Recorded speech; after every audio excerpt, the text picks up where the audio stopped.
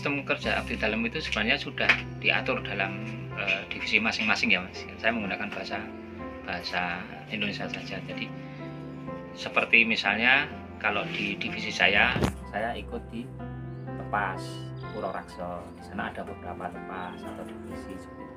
Ada Perintah Ageng, Purworakso, Wintardono, terus Danartopuro, Boropuro, Panitropuro, macam sekali.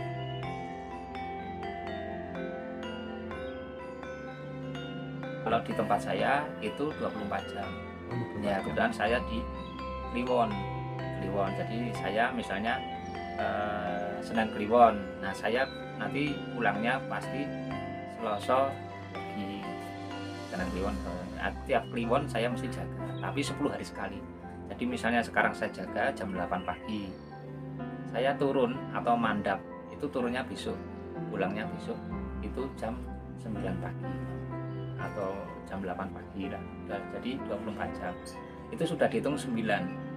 Nanti 9, jadi besok sudah sekarang 10, besok 1, 2, 3, 10 hari lagi saya jaga. Oh, jadi nggak tiap hari ya? Tidak tiap hari. Nah, 9 hari itu untuk bekerja di luar, mencari rezekinya di sini.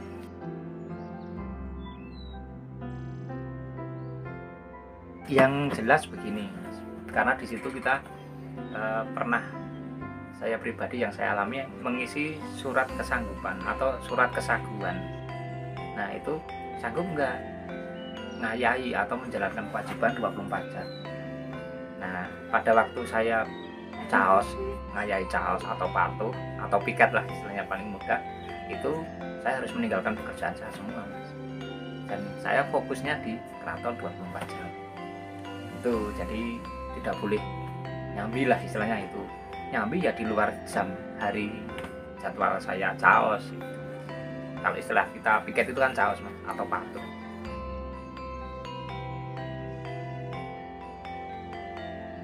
Boleh sekali, Mas. Boleh.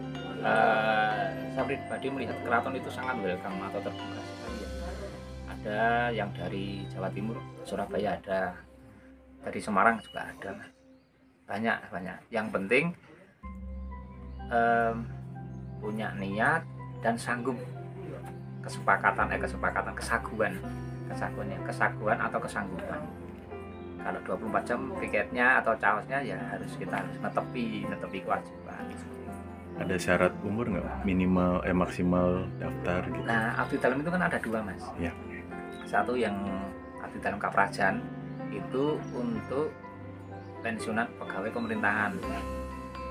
Kalau sudah pensiun itu bisa mengajukan menjadi abdi dalam, namanya abdi dalam Kaprajan. Kalau saya golongan Punokawan, tadi golongan Kaprajan, saya golongan Punokawan.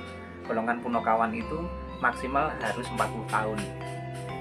Jadi misalnya dulu saya umur 30 kan masih panjang. Kalau kita nyuwito melamar usia 39, ya kemudian bisa tapi kecil lah, menjadi bahan pertimbangan karena usianya sudah mendekati ya. Sebenarnya maksimal itu 40 tahun.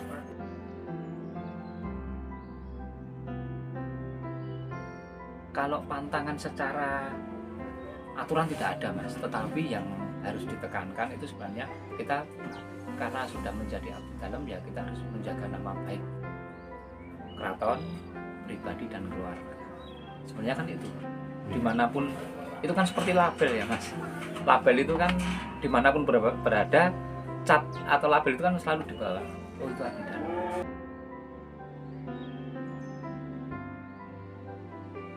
Sebenarnya kalau penghasilan itu juga kurang tepat, Mas.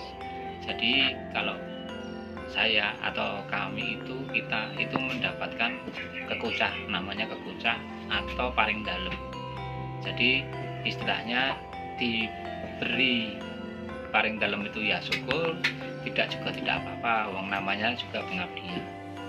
Memang kalau itu nominalkan dengan gaji itu tidak ada apa-apanya, Mas. Tapi kalau kita meyakini bahwa sesuatu yang dari keraton itu selalu cukup buat kita. Bahkan kalau saya pribadi itu mendapat setiap tanggal 28 itu saya mendapat paring dalam. Meskipun kalau itu di logika itu nggak masuk akal, tetapi itu malah saya simpen terus Mas, dan saya mempercayai juga rezeki saya tidak akan kekurangan. Seperti misteri anu aja lah, misteri cukup ya Mas. Yang kalau pepatah itu kan orang Jawa itu kan bilang sithik durung karuan, kurang akeh durung karuan, durung mesti cukup, kan seperti itu. Artinya ya sebenarnya cukup itu ada pada diri kita sendiri. Jadi kalau kita ya ini tak simpen terus Mas, kalau paling dalam saya ya. Bahkan sampai berapa tahun, 4 tahun, berapa tahun baru saya buka, saya pindah tabung banget. Itu ada tingkatannya ya? Ada selisih hanya beberapa ribu lah istilahnya gitu, beberapa rupiah. Jadi dari jajar itu Mas, dari jajar ke bekal nom itu selisih berapa, terus nanti bekal nom ke bekal subuh itu ada selisih berapa. Jadi itu tidak bisa dikatakan penghasilan ataupun gaji karena kita tidak bekerja di situ. Mengabdi kan bukan bekerja.